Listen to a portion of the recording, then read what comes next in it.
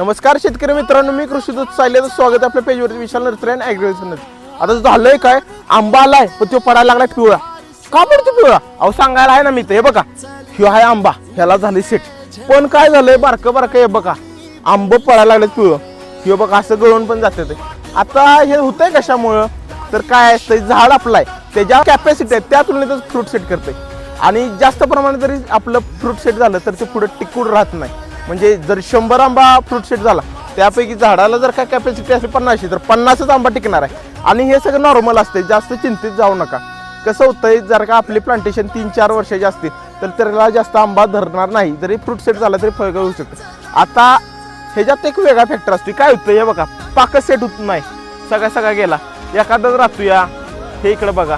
तर ह्या वेळेस आहे ना, आपण काहीतरी फवारणी घेणं गरजेचं आहे. फवारणीमध्ये आपण काय घेणार आहे, बोरॉन, झिंक, मॅग्नेशियम आणि फेरस. ह्याच्यामुळे काय होईल, जे फळगळ होणार त्याचं प्रमाण जरा कमी येईल. आणि त्याचसोबत आपण काय करू शकतो, जे आपल्या झाडाला बागेला साधारणपणे 3 दिवसा फरकाने पाणी चालू ठेवा, जेणेकरून आहे ना आपल्या झाडामध्ये फळगळाचं प्रमाण कमी होईल. आणि अशा व्हिडिओसाठी आम्हाला सबस्क्राईब करून विसरू नका. धन्यवाद.